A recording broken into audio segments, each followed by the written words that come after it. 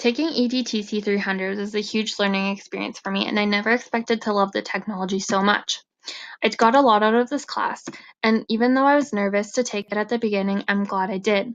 While I knew some of the topics we were discussing, there was a lot that were new to me or that I had no previous knowledge on. Of course, one being digital identity. I always believed it was best not to post anything online to save the problems that could arise if something had negative comments.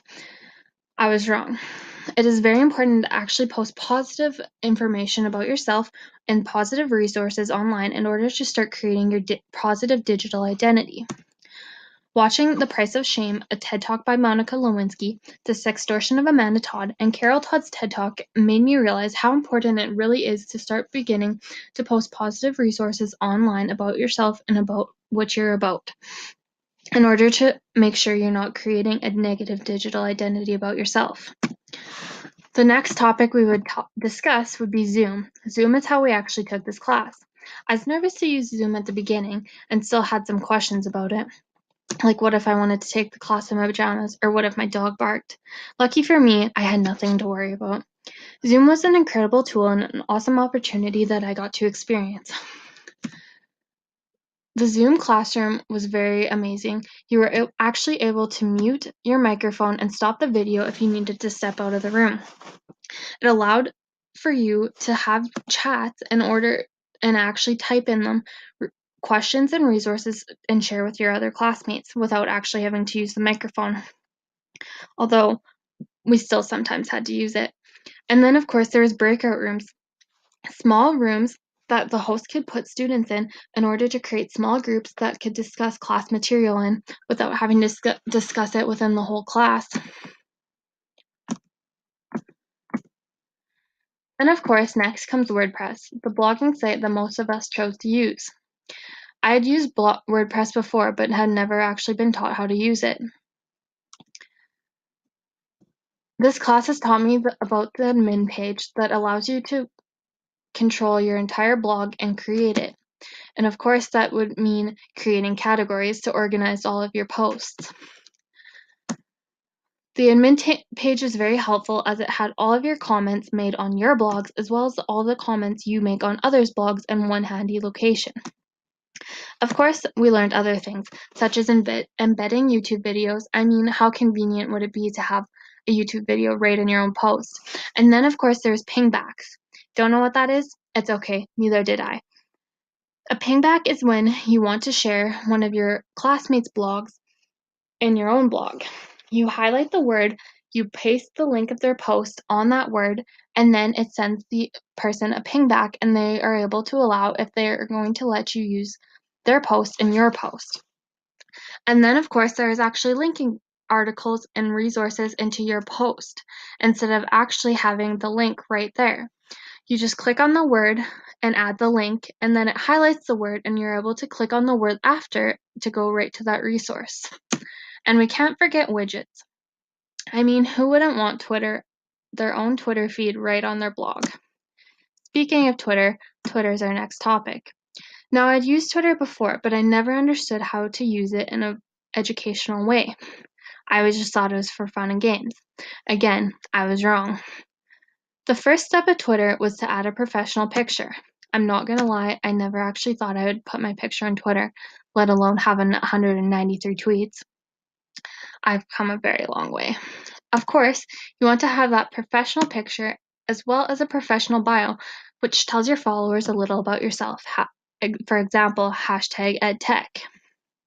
As well as you can see, you can add your own blog link into your Twitter. And then you want to start sharing resources, and you might as well hashtag it EDTC300. Of course, you would want to join a list, which allows you to be in a list of all the classmates that are tweeting about the same things in one location where you are able to see all of them. Of course, then there's Twitter chats. To be honest, I didn't know what a Twitter chat was before this class. For the one I joined, or the one I tried, was the Sask Twitter chat, which is Saskatchewan teachers and educators that join on Thursday nights and have one moderator that asks questions, and then everyone will tweet with the hashtag SaskEd Chat, where everyone can see what others are saying. It is a great community and an awesome resource for others. But you might as well use TweetDeck or some other tool to be able to use it, or else you'll be lost. And then finally, you'll want to start replying to others' posts. You might as well get that contribution of others learning in early. Of course, the projects are just a small part of this class. There are many more conversations and topics that we have to talk about, such as teaching students to be safe online, social media and social justice, how e-portfolios may replace resumes, and how you have one identity, whether that being online or offline. Teaching students to be safe online is what EDTC 300 is all about. It is easy to say, just stay offline, but we know that's not realistic. It is more important to teach students how to be safe and ways that they can be safe, and knowing how posting something bad can have very negative feedback. Of course, social media and social justice.